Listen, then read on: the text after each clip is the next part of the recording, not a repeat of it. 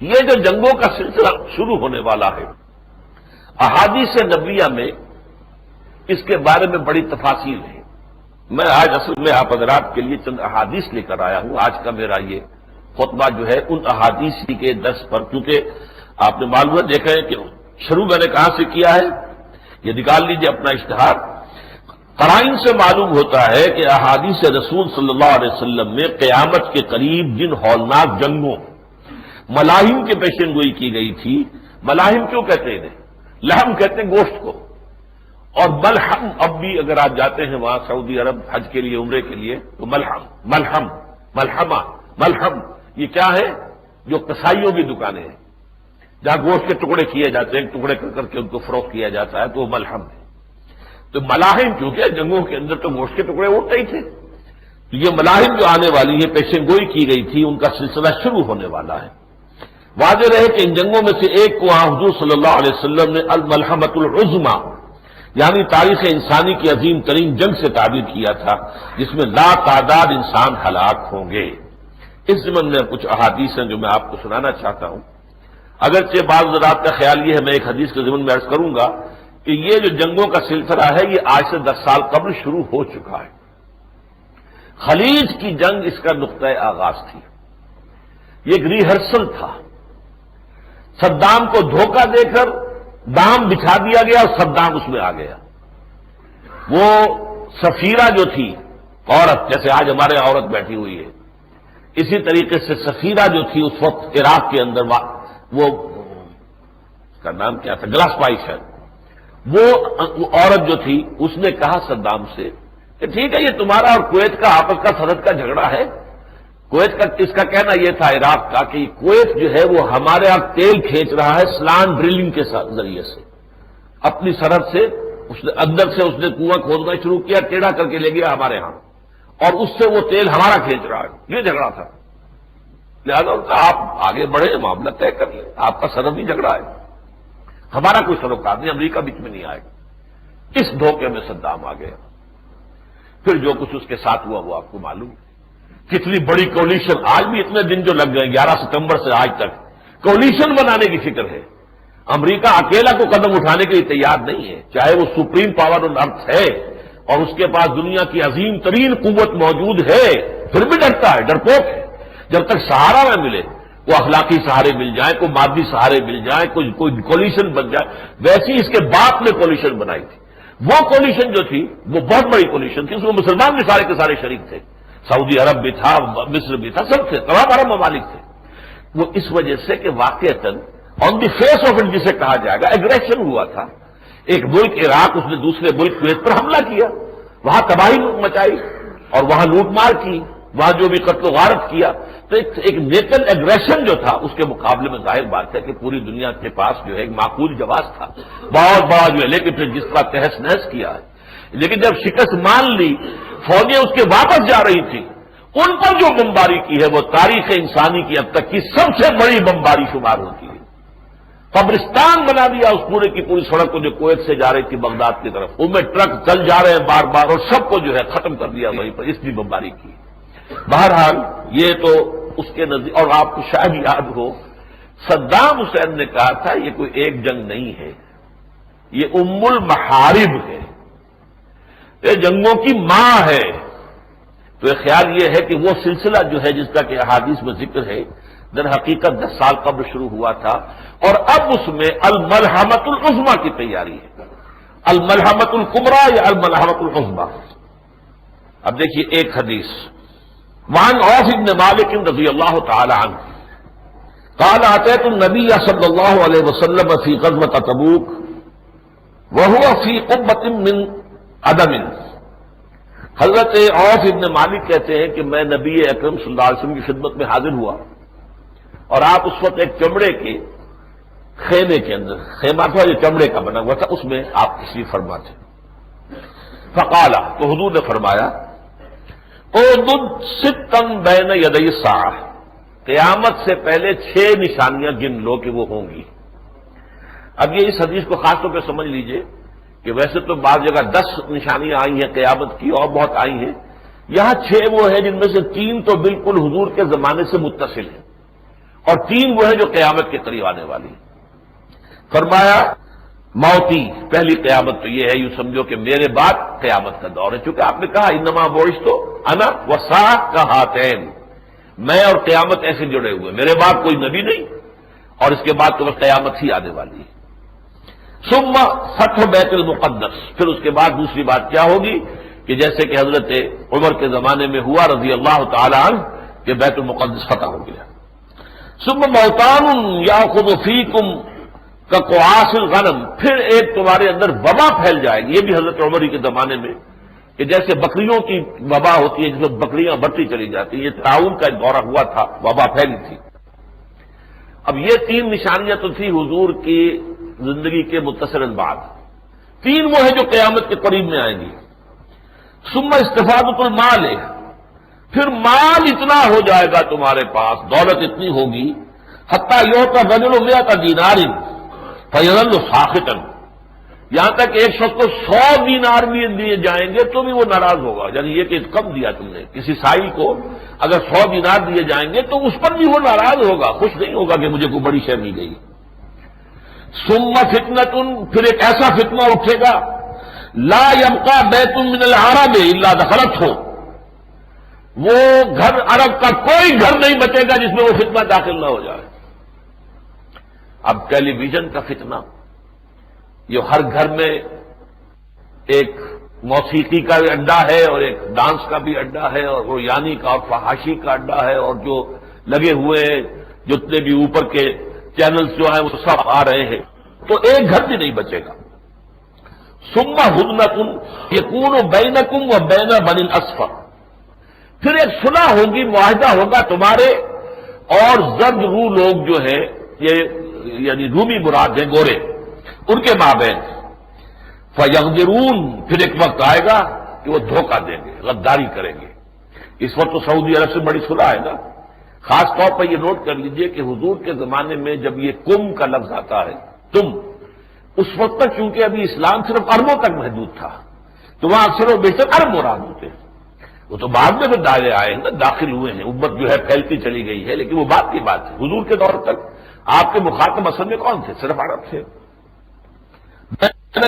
بین بنی اصفر، عربوں کے اور ان رومیوں کے، عیسائیوں کے درمیان جو ہے وہ ایک معاہدہ ہوگا. فیغدرون فیاتونکم، پھر وہ غداری کریں گے اور تم پر حملہ آور ہوں گے. فیاتونکم تحت 80 غایۃ، 80 جھنڈے لے کر آئیں گے. تحت کل غایۃ 12 الفا، اور ہر جھنڈے کے نیچے 12,000 فوجی ہوں گے.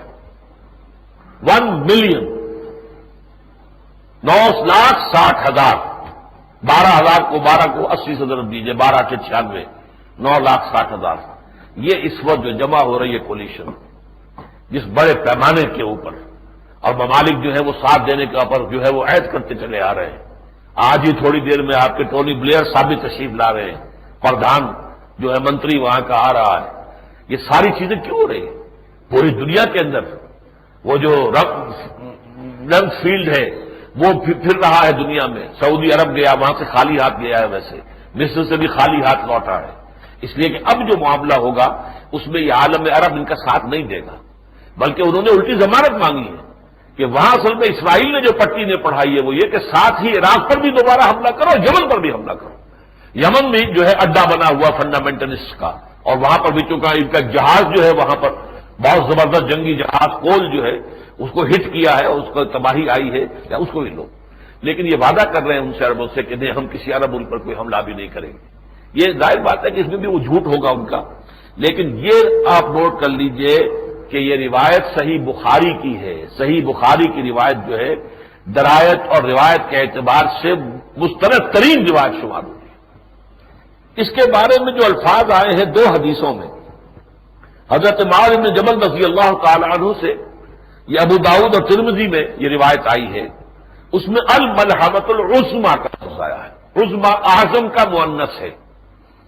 اعظم سب سے بڑی، جنگ عظیم سے جنگ اعظم، اعظم سب سے بڑی، تو سب سے بڑی جنگ الملحمۃ العظمی.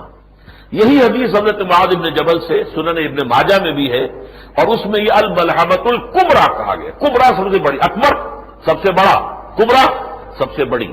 سب سے بڑی جنگ جو ہوگی وہ یہ ہوگی جس میں کہ 80 جھنڈوں کے تلے آئیں گے اور وہ سب کے سب جو ہے وہ رومی عیسائی ہوں گے اور وہ مسلمانوں پر حملہ آور ہوں گے۔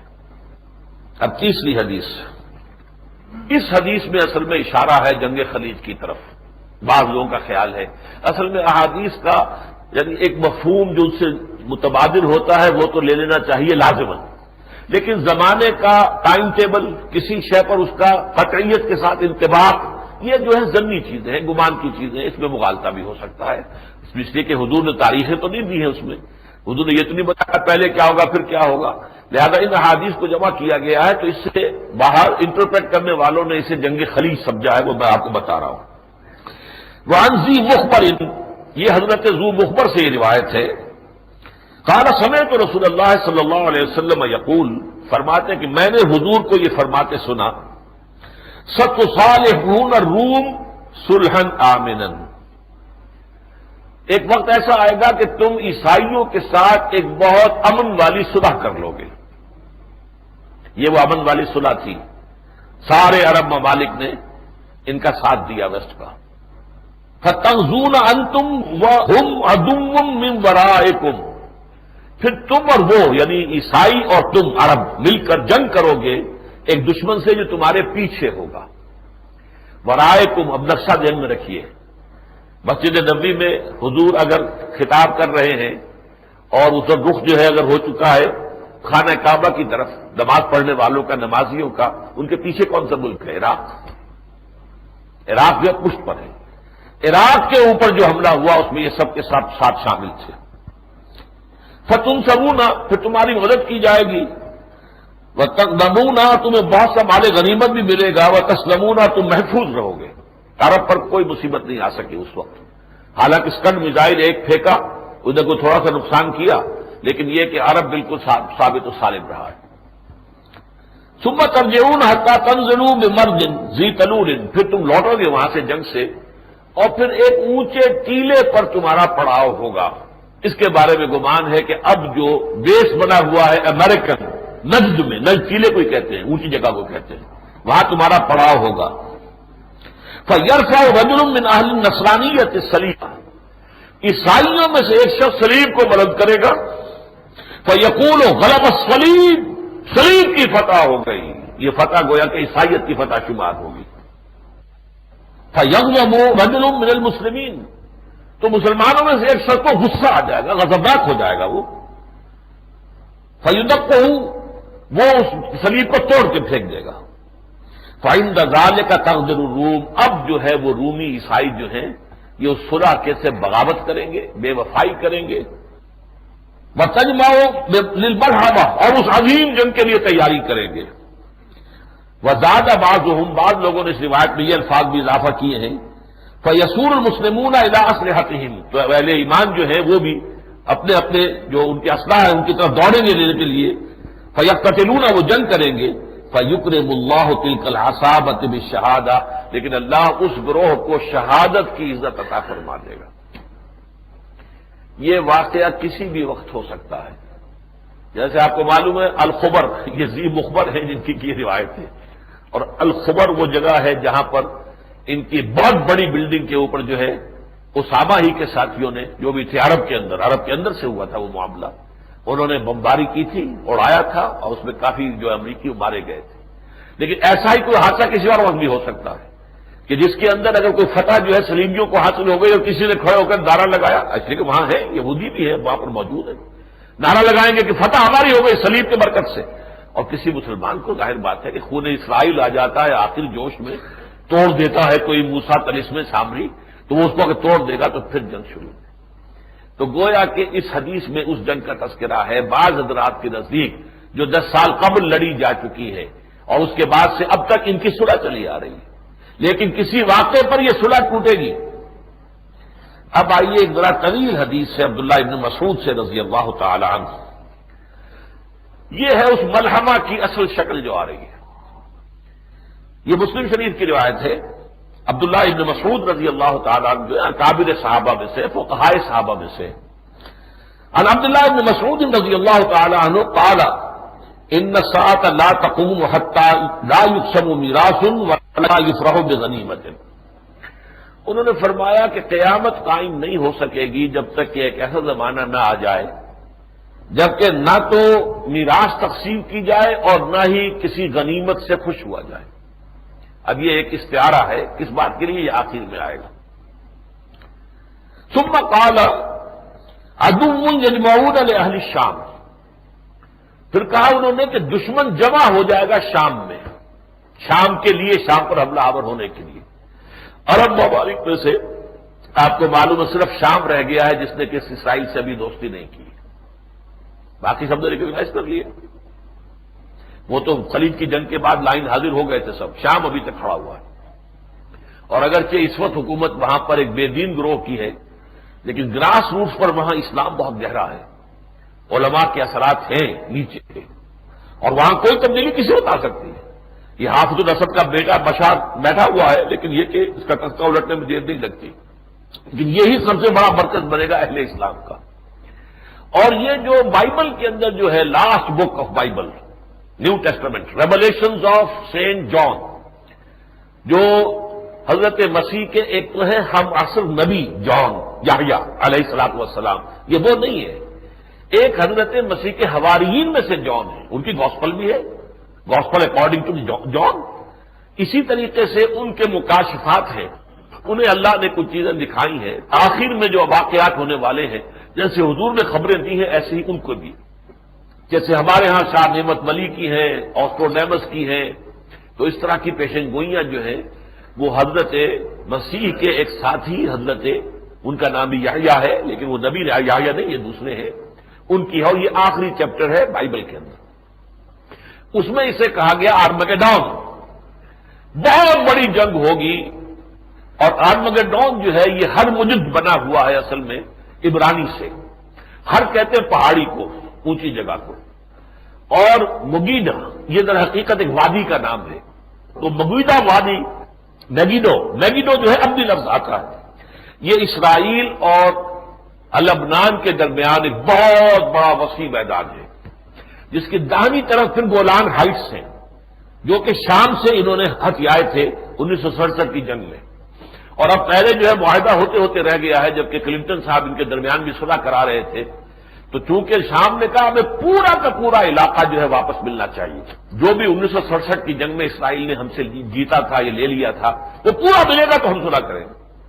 وہ پورا دینے کو تیار نہیں تھے یہودی، یہ اسرائیلی، انہوں نے کہا لے لو لیکن یہ اتنا حصہ آپ ہرگز نہیں دیں گے، وہ ہے بہت اسٹریٹجک، وہ نہیں دیا تو اس لیے وہ صلح ان کی نہیں ہو سکی۔ یہی علاقہ ہے جہاں سے کہ حزب اللہ جو گوریلا ایک فورس ہے لبنان کے اندر، شیعوں کی ہے، اور ایران ان کے پشت پر ہے، مدد دیتا ہے، انہوں نے جو ہے مسلسل، چونکہ یہاں جا کر اسرائیل نے اپنی فوجوں کے اڈے بنا لیے تھے، لیکن مسلسل چونکہ حملے کیے ان کے اوپر، حزب اللہ نے تو وہاں سے پسپائی ابھی حال ہی میں انہوں نے کی ہے، وہ علاقہ چھوڑ کر واپس آ گئے اس اپنی سرحدوں کے اندر۔ اس میدان میں وہ عظیم جنگ ہوگی، ہرمجدون، یہ ہے در حقیقت وہ اس وادی کے اندر سب سے بڑا اکٹھ ہوگا۔ اب میں اصل میں اپنے ساتھ یہ بھی لایا ہوں، وقت کی کمی کا احساس ہو رہا ہے، یہ ٹرمپٹ جو ہے یہ ایک رسالہ ہے، اسی مرتبہ میں امریکہ سے لے کر آیا ہوں۔ امریکہ میں جیسے کہ آپ کو معلوم ہے آئرلینڈ میں کیتھولک اور پروٹسٹنٹس کے درمیان کیسی خوریزی رہتی ہے، امریکہ میں خوریزی تو نہیں ہے، لیکن ان دونوں کی رائے بالکل مختلف ہے ایک دوسرے سے۔ کیتھولکس جو ہے وہ پوپ کو شیطان کہتے ہیں، اس نے کہا کہ ایک شیطان نے پہلے صلیبی جنگ کی تھی، وہ ارمن ثانی نے، یہ پوری تفصیل اس کے اندر ہے، ارمن ثانی جو تھا اس نے 1095 میں نعرہ لگایا صلیبی جنگ کا کہ ہمارے مقدس مقامات مسلمانوں کے قبضے میں ہیں، یہ سارا حضرت مسیح کہاں پیدا ہوئے، بیت لحم میں پیدا ہوئے، ساری انہوں نے تبلیغ کہاں کی، یروشلم میں کی، گلیلی میں کی، یہ سارا علاقہ تو ہے یہ عربوں کے قبضے میں، ہمارے پاس ہونا چاہیے۔ لہذا وہ جو جنگیں چلی ہیں صلیبی جنگیں، جس میں لاکھوں مسلمان مرے گئے، یقیناً حملہ آور بھی مرے ہیں لیکن بہت بڑی تعداد جو تھی وہ مسلمانوں کی تھی، تو اس شیطان نے ان کے کہنے کے مطابق، اس شیطان عظیم نے اربن نے وہ شروع کی تھی، اب یہ شیطان ہے جو اس وقت ہے اور یہ چکر لگا رہا ہے اور پورے یورپ کو متحد کر رہا ہے، اور یہ اثر نو ایک رومن امپائر اور کیتھولک امپائر بنانے کی کوشش کر رہا ہے، اور اس نے یہ ساری جو تیار کی ہے، یہ جو نیٹو کی فورس ہے یورپین، اس کے پیش نظر مقصد کیا ہے کہ یہ جا کر اسرائیل کو بھی ختم کرے، عربوں کو بھی ختم کرے، اور عیسائی کیتھولکس کی حکومت قائم ہو جائے یہ پیلسٹائن کے اندر. یہ ان کا ہے. پروٹیسٹنٹ جو ہے امریکہ کے، وہ اسرائیل کے ساتھ ہیں، وہ یہودیوں کا ساتھ دے رہے ہیں. ان کا کہنا یہ ہے کہ یہ یہودی جو ہے ان کا ٹیمپل جلد از جلد بننا چاہیے، اس میں تخت داؤد قائم ہو جانا چاہیے. جب تخت داؤد قائم ہوگا تو مسیح نازل ہوں گے. اور ظاہر بات ہے کہ انہیں سب سے بڑی چیز جس کی تمنا ہے وہ حضرت مسیح علیہ السلام کا نزول ہے. وہ بھی وہی عقیدہ ان کا جو ہمارا ہے. ہمارا عقیدہ بھی ہے کہ حضرت مسیح زندہ آسمان پر اٹھائے گئے، دوبارہ آئیں گے قریب قیامت. ان کا عقیدہ بھی یہ ہے کہ وہ زندہ آسمان پر اٹھا لیے گئے، دوبارہ آئیں گے. لیکن ہمارے ان کے درمیان فرق کیا ہے؟ وہ کہتے ہیں کہ حضرت مسیح صلیب پر چڑھے، وہاں ان کا انتقال ہو گیا، لیکن پھر اس کے بعد ریزریکشن ہو گئی، ان کو دوبارہ زندہ کر کے اللہ نے پھر انہیں اٹھا لیا. ہمارے نزدیک وہ صلیب پر چڑھے ہی نہیں، ان کی جگہ کوئی اور چڑھا ہے جس کی شکل بنا دی گئی ان کے طور ان کی جیسی، ولیکن شبہ لہ، مشابہت پیدا کر دی گئی ان کے لیے حضرت مسیح کے چہرے کے ساتھ. لہذا وہ سیڑھی پر چڑھا، حضرت مسیح کو تو اس سے پہلے ہی اللہ نے زندہ آسمان پر اٹھا لیا. یہ ہے ہمارے اور ان کے عقیدے کے مابین فرق.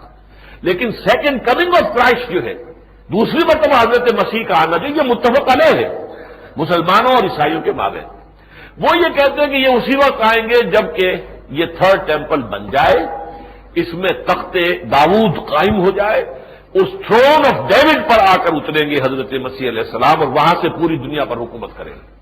تو گویا کہ ان کا تعلق جو ہے، ان کو کہتے ہیں کرسچن زائنسٹ، یعنی یہودیوں کے اور اسرائیل کے جو سب سے بڑے جو طرفدار ہیں اس وقت امریکہ میں وہ کرسچنز ہیں، پروٹیسٹنٹس ہیں، ایونجلسٹ جن کو کہا جاتا ہے.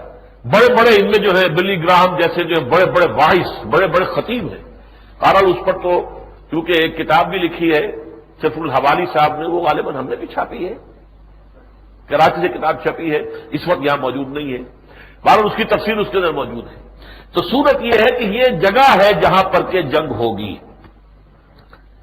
فرمایا یجمع لہم اہل الاسلام عدو یجمعون لاہل الشام، شام پر حملہ کرنے کے لیے جو دشمن ہیں عیسائی وہ جمع ہو جائیں گے. ویجمع لہم اہل الاسلام، اسلام والے لوگ بھی مسلمان بھی ان کا مقابلہ کرنے کے لیے جمع ہو جائیں گے. فتشرط المسلمون شرطۃ، اب اس میں 3 دن کے بارے میں آتا ہے کہ جنگ بڑی خوفناک ہوگی. پہلے دن مسلمانوں میں ایک جماعت ہوگی ڈیتھ اسکواڈ، جو یہ طے کر لے گی کہ ہم واپس زندہ نہیں آئیں گے، یا فتح یا موت. تمام دن جنگ ہوگی. شام کو جنگ جو ہے فتح اور شکست میں تبدیل نہیں ہو سکے گی، بلکہ ایک طرح کا رات آ گئی تو جنگ بند ہو جائے گی، اور وہ جو ڈیتھ اسکواڈ تھا وہ ختم ہو جائے گا، مسلمان سب کے سب شہید ہو جائے گا. دوسرے دن پھر ایسا ہی ہوگا، پھر کچھ لوگ جو ہے طے کریں گے، عہد کریں گے اور شرط لگا دیں گے یہ کہ یا مریں گے یا فتح، لیکن فتح حاصل نہیں ہوگی، وہ سب کے سب جو ہے فوت ہو جائیں گے، لیکن شکست بھی نہیں ہوگی. تیسری مرتبہ بھی یہی ہوگا. لیکن فرق فرمایا چوتھی مرتبہ فَإِذَا كَانَ يَوْمُ الرَّابِعِ، جب چوتھا دن آئے گا لَهَدَا إِلَيْهِمْ بَقِيَّةُ أَهْلِ الْإِسْلَامِ، پھر تمام جو مسلمان لشکر تھا وہ پورا کا پورا ان پر ایک ہی مرتبہ ٹوٹ پڑے گا. فَيَجْعَلُ اللَّهُ الدَّبَرَةَ عَلَيْهِمْ، اللہ تعالیٰ دشمن کی پیٹھیں ان کی طرف کر دے گا، یعنی دشمن بھاگے گا، بے انتہا جو ہے شکست کھا کر بھاگے گا. فَيَقْتَتِلُونَ مَقْتَلَةً، پھر وہ جنگ ہوگی، ایسی جنگ ہوگی لم یرا مثلھا، جیسی کہ کبھی دنیا میں دیکھی نہیں گئی، اتنی بڑی جنگ ہوگی. حتی ان الطائر لیمر بجنباتہم، یہاں تک کہ ایک پرندہ جو ہے چاہے گا کنی کترا کر لاشوں پر سے میں گزر جاؤں، کوئی ننگی زمین مل جائے جہاں لاش نہ پڑی ہو. فلا یخلفہم، وہ لاشوں کے اس جو بڑا ہوا ہوگا اس میں سے نہیں گزر سکے گا. فلا یخلفہم حتی یخروا میتا، کہ یہاں تک کہ پھر وہ بالکل تھک کر گر کے پوری لاشوں کے اوپر گرے گا. اتنی لاشیں ہوں گی کہ پرندہ چاہے گا. آپ کو پرندے بھی بڑا اللہ تعالیٰ نے حصے لطیف دی ہوئی ہے. کچھ گندے ایسے بھی ہیں، گدھ، وہ تو آتے ہی ہیں مردار کے اوپر، جیسے مکھی جو ہے وہ گندگی پر آتی ہے، ایسے مردار جو کے اوپر آئے گا گدھ. لیکن عام پرندہ جو ہے وہ تو گن کھاتا ہے اس سے، اور وہ جو ہے بچنے کی کوشش کریں گے لیکن جگہ نہیں ہوگی، تھکتے اڑتے اڑتے اڑتے اڑتے اڑتے اڑتے تھک کر گر پڑیں گے، مر کر گر پڑیں گے، اور یہ کہ انہیں جگہ نہیں ملے گی جہاں کہ وہ نیچے اتر سکے اور وہاں کوئی لاش نہ ہو. فرمایا فَيُتَعَادُ بَنُو الْأَبْدِ، اب مسلمان جو ہیں ذرا گنتی کریں گے کہ ہم میں کتنے مر گئے کتنے بچے. تو ایک باپ کے بیٹوں کی جب گنتی ہوگی کانو میتن تو معلوم ہوگا وہ 100 تھے. ہو سکتا ہے دادا کے پوتے شمار ہوتے ہو یا اربوں میں تو ایک باپ کے بھی 100 بیٹے کو عجیب بات نہیں ہے. یہ جو بن لادن صاحب ہیں ان کے بھائی بھی 40-50 ہیں 60 ہیں شاید کچھ پتہ نہیں ہے.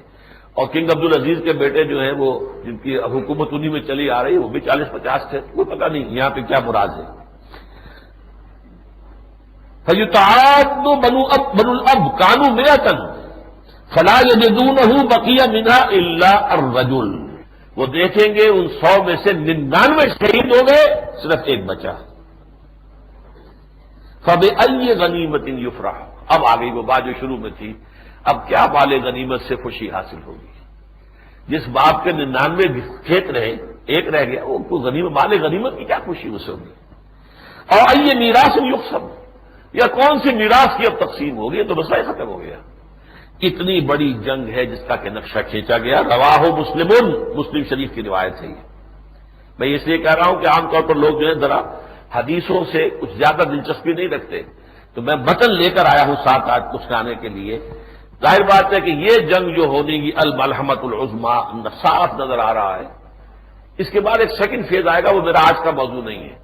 ملحمۃ العظمی میں سمجھتا ہوں کہ اب تلی کھڑی ہوئی ہے زیادہ دور نہیں ہے. اس کی وجہ کیا ہے وہ بھی میں ابھی آپ کو بتاتا ہوں. لیکن یہ کہ اس جنگ کا دوسرا دور پھر وہ ہوگا جب عیسائیوں کو مسلمانوں کے ہاتھوں شکست ہو جائے گی. پھر اسرائیل کھڑا ہوگا. پہلے مرحلے پر اسرائیل کو یہ چپ کر کے بٹھائے رکھیں گے جیسے خلیج کی جنگ میں بٹھائے رکھا. خلیج کی جنگ میں ان سب